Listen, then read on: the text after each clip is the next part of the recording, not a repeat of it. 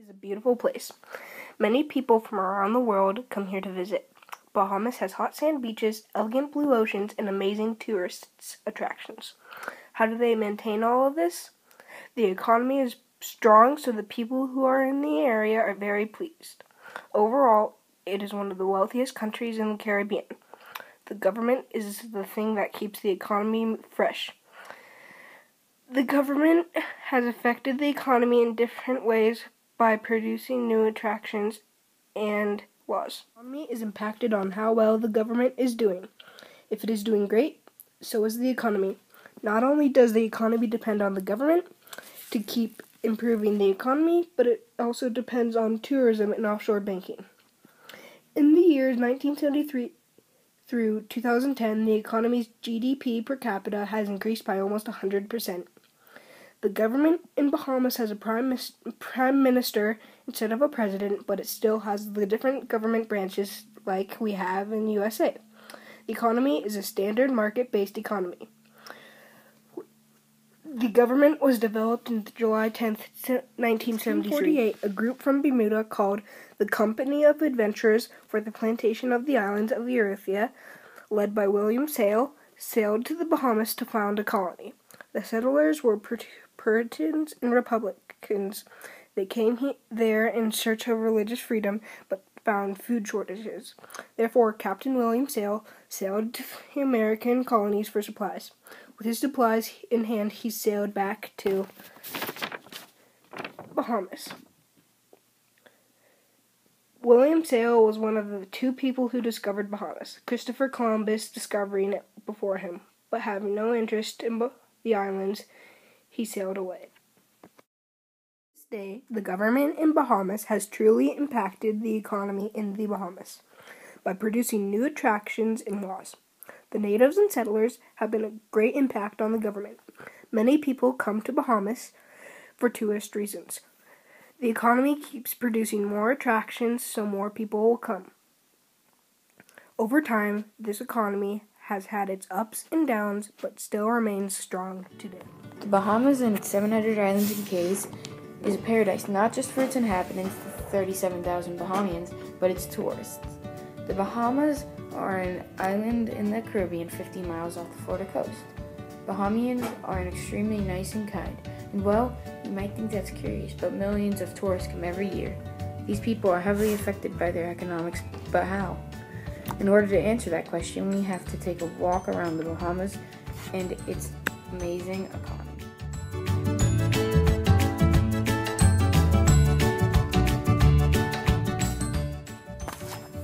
In the Bahamas, millions of people visit every year.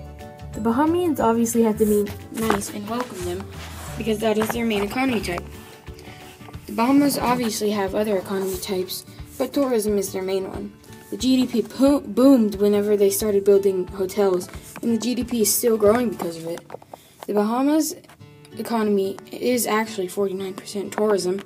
Their GNP, gross national product, is the highest in the region, too.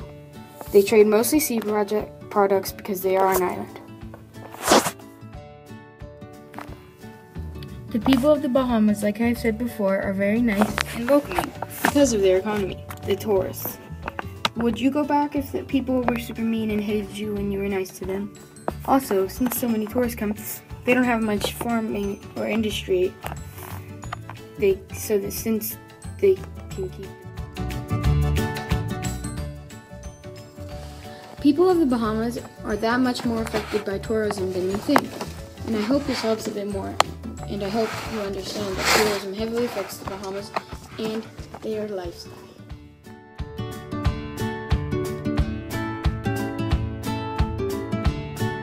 When you think of the Bahamas, you probably won't think of a freezing bad place with bad weather and mean people. You probably will think of the nice soft beaches, the amazing sunsets and rises, and the best hotels that you ever have stayed in. The Bahama also has amazing cities or towns, beautiful animals, and about 700 to 1,000 islands. So 88 to 125 times as many islands as Hawaii has. Well, that could be today, but it wasn't like that a long time ago for the people that lived there. Speaking of people, today there are a lot of tourists in the Bahamas, but there were tribes that ruled the Bahamas long ago. There are many questions like who lived there over time and many more, but to answer this question, let's go on an adventure throughout history. Many of you know about Christopher Columbus, the famous sailor.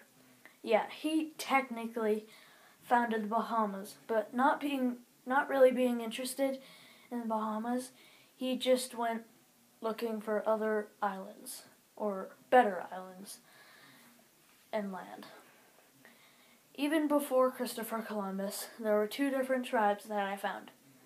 There are the Lukians and the Arawak Indians that lived in the Bahamas about 500 years before Christopher Columbus founded it. The Lukians were described as gentle, peaceful, happy, and handsome people. The Arawak Indians were described as the same, peaceful, gentle, happy, and handsome people. And so the two groups, or tribes, formed one big tribe. But then there was a large tribe that came into the Bahamas and was described as vicious, rude, and mean. That tribe is called the Caribs, and they tried succeeding at killing the Lukians.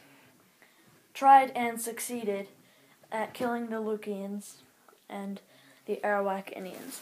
The Caribs had many slaves for work and farming. After Christopher Columbus was at the Bahamas, people from all around the world started to go there and visit. The Bahamas is one of the most popular and wealthiest countries in the Caribbean, with lots of people that visit there every day. The Bahamas is also very popular with its towns, beaches, amazing animals, and very nice hotels. In conclusion, I learned that the Bahamas has gone through a lot, and, they just keep finding a way to live on longer and longer without giving up and trying hard at everything they do to rebuild their houses or stuff like that. So, thank you for watching my documentary about the Bahamas. I hope you learned a lot about the Bahamas, and I hope you had some fun, too. Sure, some of you might know of Christopher Columbus. Well, technically, he founded the Bahamas, but we're going to start before that, starting with the Arawak Indians and the Carib Indians. I was wondering if anyone was here before Columbus, and I found these two tribes. Arawak Indians are more on the gentle and peaceful side. Arabs are more on the violent side. For an example, they would force the Arawak tribe to join or be killed. They ended up wiping out the entire Arawak tribe. They aren't all bad. They were also a very skilled tribe in making boats. And for long, because at the end, they were all wiped out by old world diseases. This was actually a good thing because they weren't very flexible about sharing 3,900 square miles.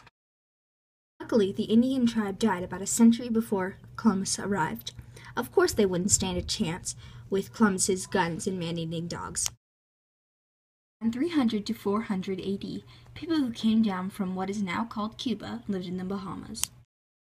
When Columbus arrived, 40,000 Lusians who lived there had a very peaceful nature, so they were a very easy target for slaveries. But, however, 25 years later, all the Lusians were wiped out due to diseases, hardship, and slavery. English Puritans, known either as adventurers, arrived here in 1649 in search of religious freedom, but instead they found food shortages and other problems. When Columbus arrived, 40,000 Lusians who lived there had a very peaceful nature, so they were a very easy target for slaveries. But, However, 25 years later, all the Lucians were wiped out due to diseases, hardship, and slavery. In conclusion, I can tell the Bahamas has been through a lot, but in the end, they've always found time to get back on their feet, rebuild their houses, and start a better life. Thank you for watching, and I hope you learned something new.